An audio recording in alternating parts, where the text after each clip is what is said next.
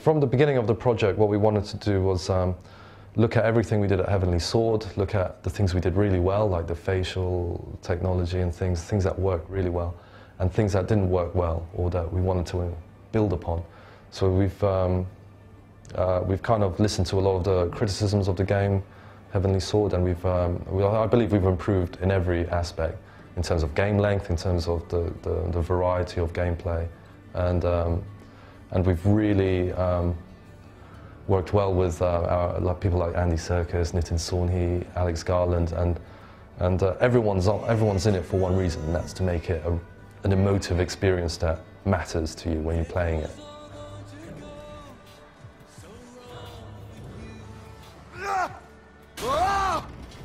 I guess a lot of it's from our influences, like things we like for example, we like colour.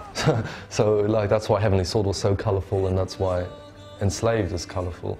But how do you make post-apocalyptic colourful? We watched a program called Life After People, which imagined what would the world be like if people disappeared today. And it's amazing how fast nature reclaims our cities, and it's amazing how quickly the things that we think are permanent in civilization just crumble and go away. And what that gives you is an opportunity to make amazingly beautiful landscapes full of color, like Miyazaki movies, with a lot of nature in there, and but then this threat of all these old machines left from wars long forgotten that are still deadly, and if you trip them they wake up and they kill you. And going on a journey across these landscapes is kind of bittersweet. It's like, well, you know, what are we to the world in a way? I mean, there's no big ecological message in it, it's just a nice contrast. The feeling of nature and humanity and in industrial machinery and stuff, there's just something about it. It's more of the mood that I take out of it rather than the specific stories. I mean, for this game, the story is based on Journey to the West, which is a 400-year-old classic Chinese novel. It's been adapted into Monkey, the TV series in the 80s, and all kinds of Damon Albarn operas. There's something enduring about that story and those characters in that story. So we just wanted to add our own twist to it, our own interpretation. Well, the combat system is very different from Heavenly Sword. It's Heavenly Sword was all combat. You know, the whole game was built around it, and in this game it's a component. So there's like a lot of clambering and platforming, a lot of puzzle solving with Trip, and there's combat. So it's about a third of the game, and we wanted to make it accessible. And accessible doesn't mean making it easy. It means not focusing on having hundreds of combos that you memorize, but making every move simple to pull off. So you've got your normal attacks, your heavy damage attacks, blocks, counters, evades.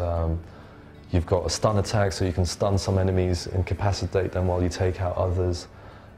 Wide attack, so that if you're surrounded, you knock away all the enemies apart from the one you're targeting. And then you've also got the takedown, so Trip can scan enemies for weaknesses, and if an enemy has a certain weakness, you can try and get to them first. So instead of going all guns blazing and, you know, taking on 4 or 5 guys at the same time, why not clamber around the back to that one guy who's got a weakness where you can rip off his gun, use that to then mow down the others and be more efficient about it. You know, or get Trip to cause a distraction, flank the enemies, you know. So it's, at the base level, there's a good core combat system. On top of that, there's a more tactical element. You know, I think games should be as much about mental agility as it is about, you know, physical dexterity.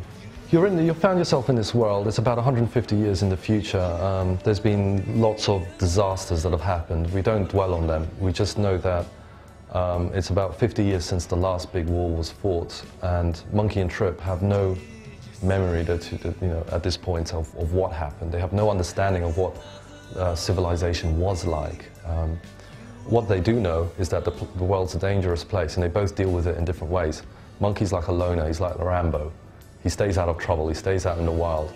If he's, when push comes to shove and he's cornered by these dangerous mechs, he will fight back, and he's got the staff, and he's got these big metal fists that also protect him as a shield, and so he's violent, he's rough and ready. Trip comes from a community that her father set up, and it's like there's a few hundred people in that community. They grow their own food, they filter their own water, they have their own schools. They're like a commune. They reappropriate and reprogram old technology to give energy, and so they're educated and very resourceful. They're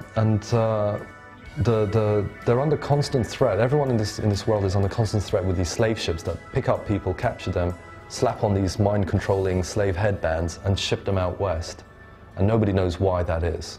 But Monkey and Trip both find themselves on a slave ship at the beginning of the game. They don't know each other, and they both escape, but they do it in different ways. She's resourceful and uses her hacking ability. He uses his violent brute force, punching and thrashing and climbing his way out of the ship. And when the slave ship crashes into New York, she takes an opportunity to, while he's unconscious, to get one of these slave headbands, stick it on his head, reprogram it so that it operates under her voice command, and she rigs it so that if she dies, he'll die. And she does it not because she's evil, she does it because she's scared. And she knows that she's not going to survive on her own, and she needs this guy to... She's seen how tough he is, and she thinks he can get her home.